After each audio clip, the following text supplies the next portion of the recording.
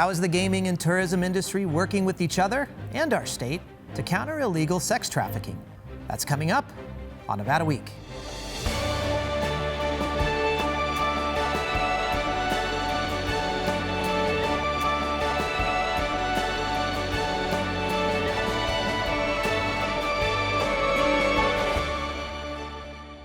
Support for Nevada Week is provided by Senator William H. Hernstat, Cashman Equipment, Valley Electric Association, and additional supporting sponsors. Welcome and thank you for joining us this week on Nevada Week. Well, some might say Nevada is a land of contrasts, maybe no better represented than the sale of sex. Now, brothels are legal in rural counties, but prostitution is illegal in our cities. And yet, experts tell us we're facing a growing and serious epidemic. Now, illegal sex trafficking is not exclusive to Nevada, nor Las Vegas, nor the gaming and tourism industry. But big gaming and tourism business is making a stand to counter illegal sex trafficking, both locally and globally. Well, what measures are they taking within their industry? And how are they working with our lawmakers and law enforcement and our community organizations? And then what unique industry insights might they be able to share with us? Well, let's have that conversation and find out. So please welcome Lauren Boytel, Executive Director at Impact NV, Gwen Megita, Global Head of Social Impact, Equity, and Sustainability at Caesars Entertainment, and Liesl Westlake, Professional Development Manager of Corporate Security at MGM Resorts International.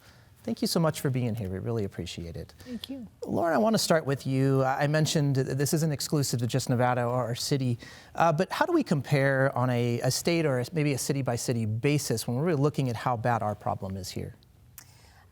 Well, when we talk about how bad the problem is, it goes back to data around the issue, which is difficult to obtain. What we look at is there is a really good statewide report that was done around child victims that estimates about 5,600 child victims in the state. And then we know from Metro that using terms like ground zero for sex trafficking in Southern Nevada, as well as some estimates from UNLV does a really great statistical analysis every year of children that go through the court system. So we have some specific numbers of victims, but all accounts say that it's really underestimated. And so how we compare is we know that it's an issue that needs to be addressed. It needs to be really elevated in the community and in the state, and really talked about in terms of those large-scale social issues that we have in Southern Nevada along the lines of homelessness and mental health and education. You mentioned homelessness. Do we have a higher than average percentage, let's say, of homeless individuals that are victimized for something like sex trafficking? There's national data, and there was actually a UNLV white paper that was published last year that said, I believe, that basically 1 out of every 3 teens on the streets will be lured into the sex trafficking trade, and within 48 hours of leaving home, more than 1/3 of homeless youth engage in survival sex. So we definitely know that there's an intersectionality between homelessness and other vulnerable populations just based on not having that support system. In terms of the state, we also have state report cards through Share Our Hope and organizations like that do compare us across the country, and I believe we have a B rating. It's a standard A through F report card, and we have a B rating, which would put us towards the top with still some room to improve. So there are some tools, but definitely need to recognize that it's an issue, but that we need better data to really quantify it. Gwen, the branding of Las Vegas, right? We've been called the adult playground. What happens here stays here, things like that. Does that provide any type of more unique challenges or problems that we have in a city like Las Vegas, as opposed to, say, Los Angeles or New York? Yes, it is. I would say branding in terms of reaching our tourism goals, it's successful. But in terms of policy makers, influencers, risk assessors, our audience that we work with on a day-to-day, it is a lot of education, face-to-face education with our partners, such as National Black Law Enforcement Executives. We're hosting their national conference, partnering with them in New Orleans. I want them to also come to Las Vegas. How do we educate around partnership and what the private sector is doing on the issues, more broadly speaking as well, beyond trafficking? And I think it's just the overall, how can our region come together as cross-sector, public-private sector, academia, other gaming, on how we're addressing sustainability more broadly, is how we're educating partners through associations. Lisa, let's talk just about, you're working a lot more with security and then employee training with more of the boots on the ground. What are you seeing, what are you hearing from some of your employees, and what are some of the major problems or challenges they're seeing maybe on the floor of a casino or within a hotel in MGM?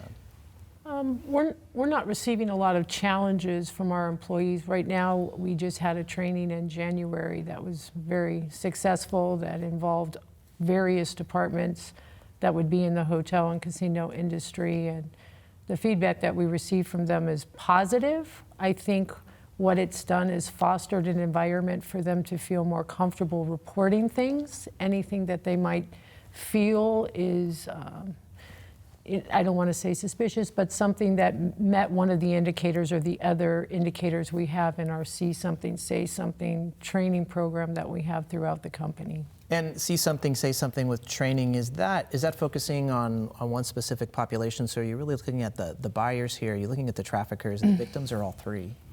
Well, it's an umbrella for a lot of different awareness training that we do in various areas. It's more, they're an expert in their day-to-day operations, if you will, and if something stands out or they get a gut feeling about something, we want them to initiate a report to security.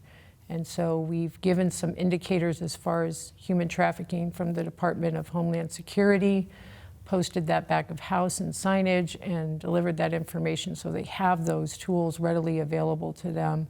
And if it's hard to say that one indicator would imply human trafficking, but a combination of a few of them, we would want them to contact security, and they're doing that. So, from an employee standpoint, are we talking just about front-facing employees, so casino workers, individuals working within the hotel with housekeeping and things like this? Or are we talking all the way across MGM?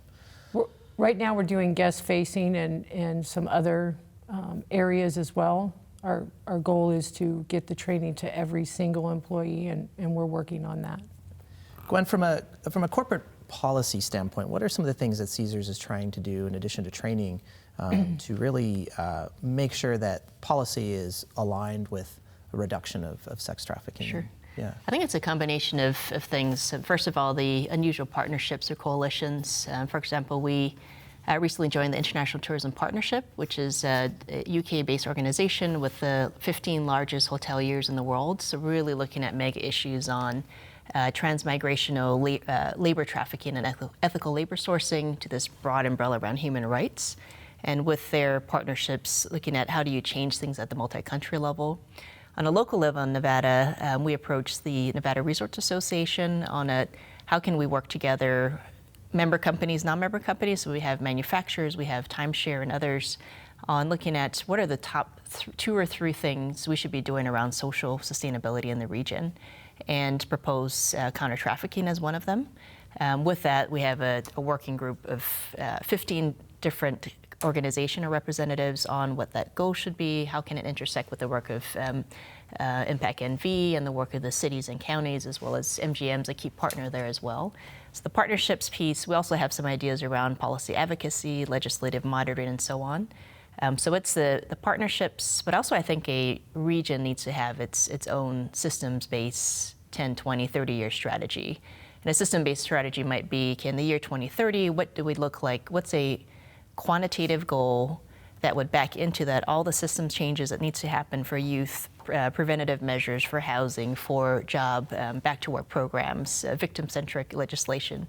And when we're talking just about trafficking, do we have that goal? Have we come up with what our goal is, say, by 2030? We have a working goal that we then proposed as a reaction to and completion for Lauren's partnership, since MGM and Caesars have been co-founders in Impact NV, for example. And that working goal might be 2 issues. Are the victims getting the adequate care, not just today, tomorrow, or next year, but in 5, 10, 15 years? Are they getting the right wraparound services and access? So it may be of the X% of victims referred for services, what % of them receive adequate care in the near term, midterm, long term?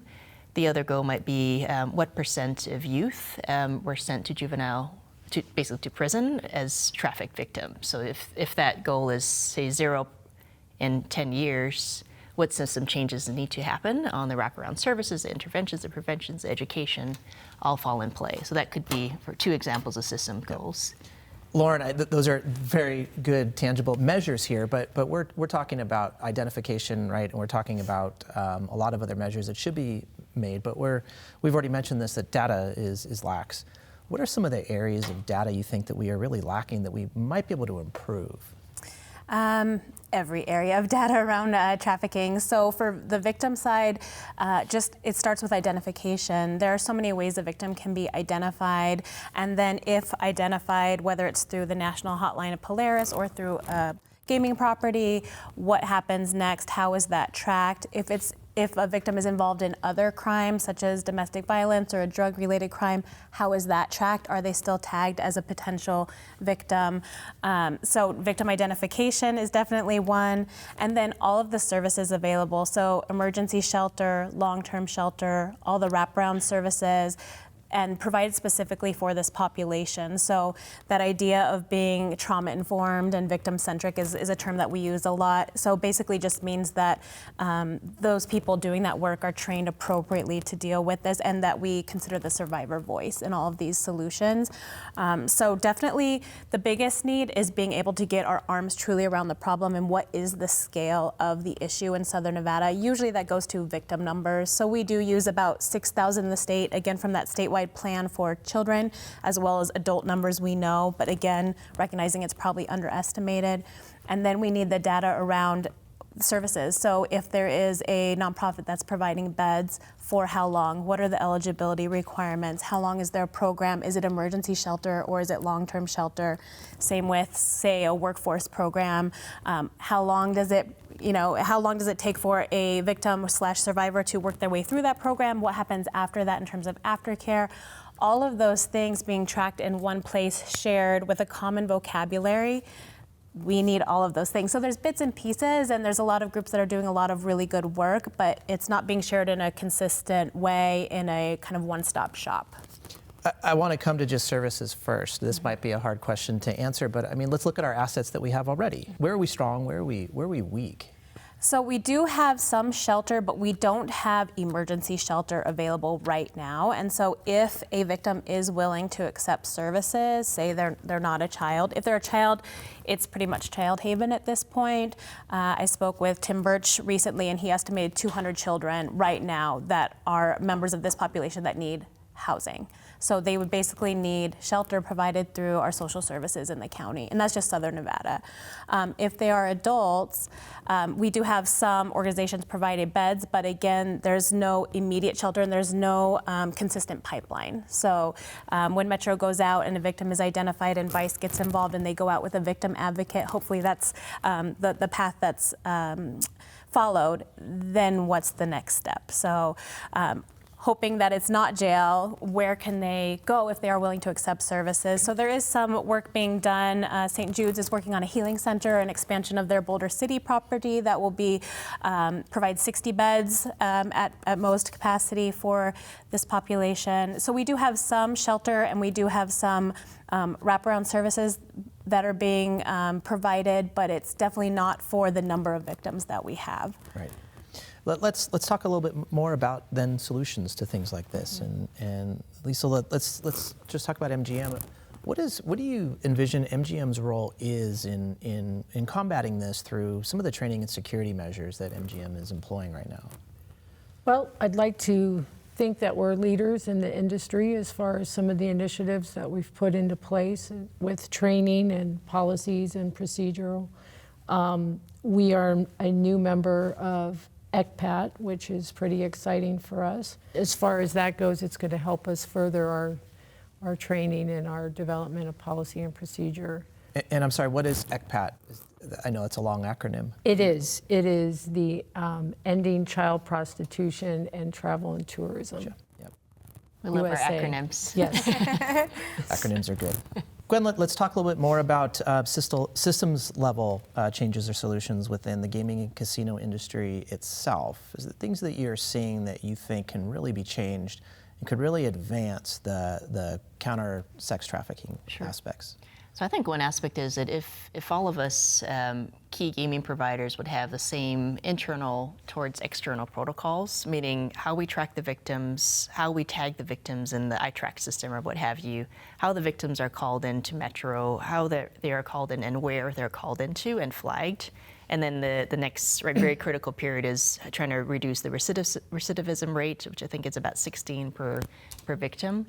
So if you look at the whole thread through of each process point, that kind of it's a piece of that system. So if we all had the same community-based protocol and we could all agree to the same, whether it be donated system or donated training, and that it's also how a organization may come here. They have a zero tolerance around their employees buying and purchasing of sex. I mean, that's a big one that we could all influence, because we do know that the medias and conventions industry in general has some very interested leaders in trying to address the issue as well.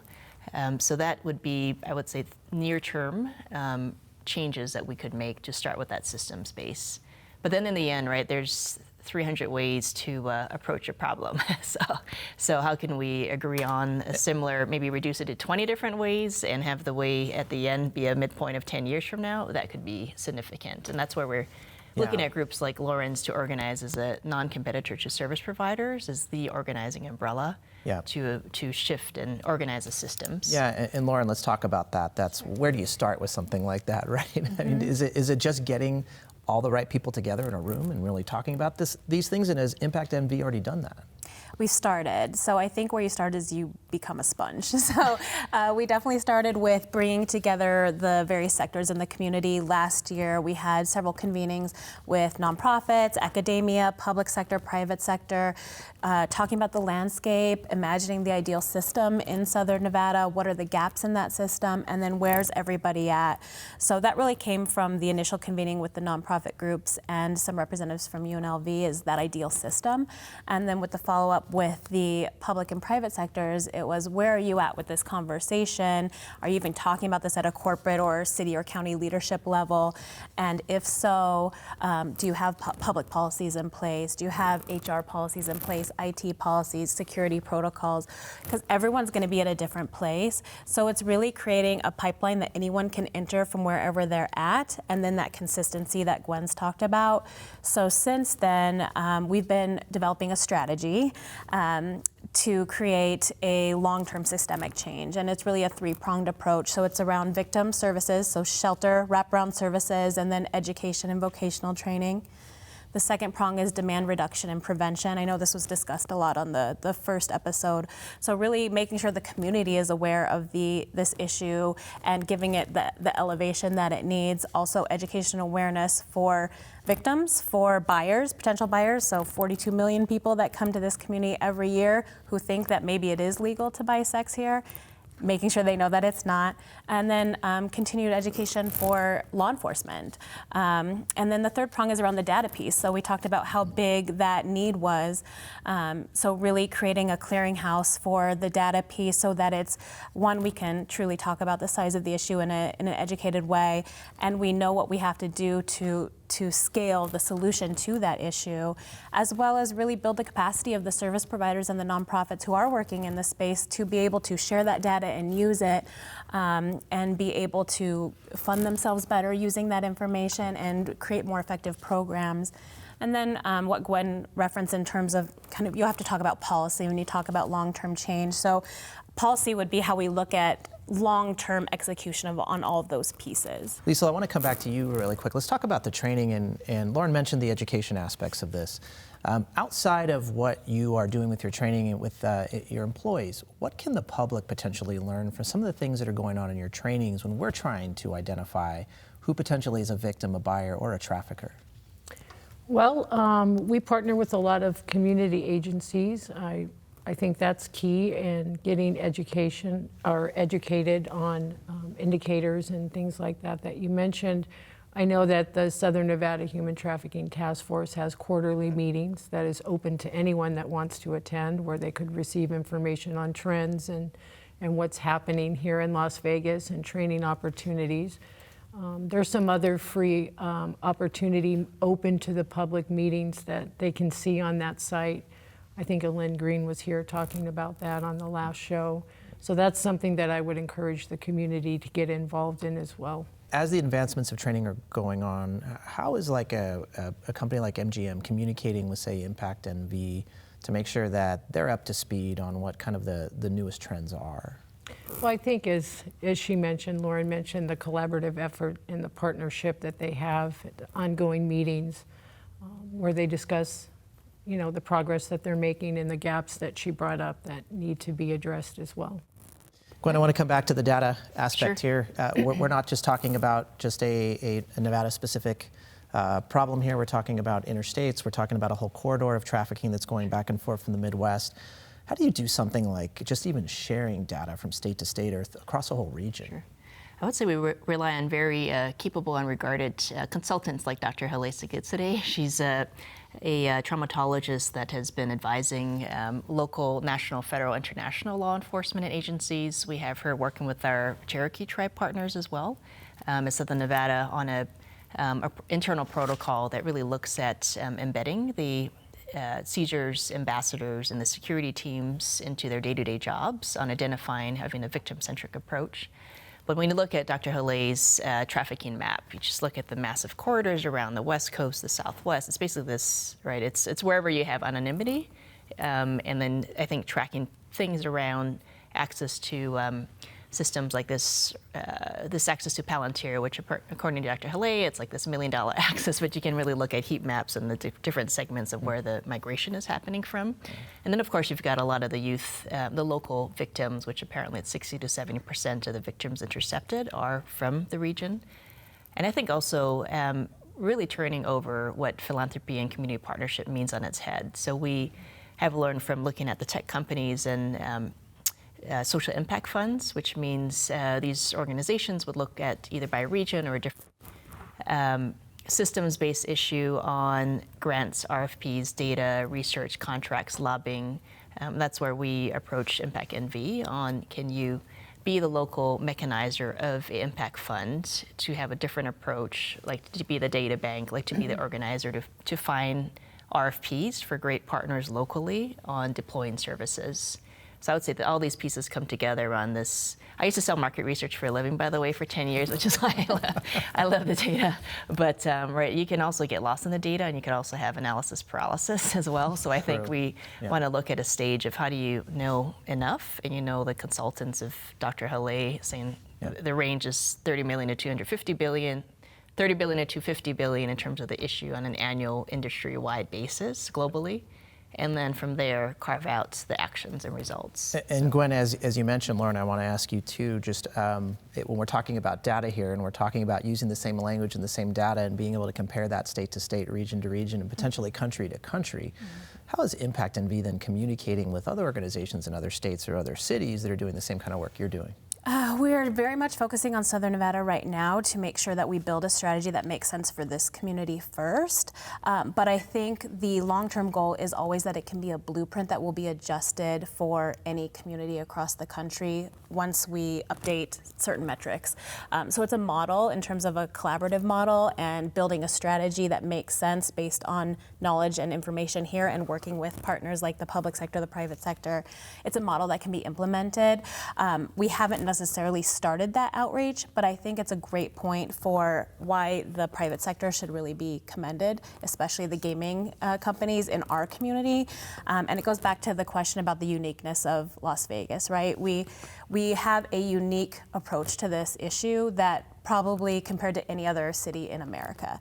We do sell sex legally in a lot of ways, from concerts to showgirls, right? And that comes with sort of a risk of a certain reputation, but it's exciting and it builds a reputation of being this world-class destination for entertainment. So we just decide as a community, where's that line and what are we not willing to cross? And I think through the leadership of Caesars and MGM and the gaming companies, 5 of our largest employers in the private sector are over 100,000 employees in this community where this is such an issue, and they have the reach through employee trainings and all of these policies and procedures on the corporate side, but then also how they're engaging engaging in the philanthropic sides of their corporations, which is where a lot of the support for Impact Envy has come from. Yep. And they're stepping up and saying, we recognize this is a problem and we want to invest in it. And I think that they should be commended for that. So we really rely on their expertise in terms of having properties in other cities across the country and across the world to get that message out through creating a blueprint here as almost the locus of the issue. For the corporations and businesses that are not part of Impact Envy, how do they reach out to you and get connected with this kind of work? Definitely can reach out to me through our website, which is impactenvy.org. We've created a public pledge against sex trafficking in this community that organizations can sign on to. And then we will continue having convenings around this issue. We are developing that strategy, like I mentioned, for the Impact Fund. It's called the Shared Future Fund. And so we will be testing that and getting input from the community on, does this make sense? Does this fit with what you know around the problem? And are you willing to help us actually implement the strategy? And so we will be reaching out, but definitely feel free to reach out the other way and contact me directly. Well, thank you. Thank you so much for the conversation. We really appreciate it. And thank you, as always, for joining our discussion on Nevada Week. And we're going to continue this discussion on our Nevada Week Extras, so please visit our website to view this continuing conversation, or watch this episode again, or access resources that we've discussed on the show. Also, if you have a topic or issue you would like us to explore on a future Nevada Week, we would love to hear from you. So please find us on social media or email us at nevadaweek@vegaspbs.org. Thank you again, and I'll see you on the next Nevada Week.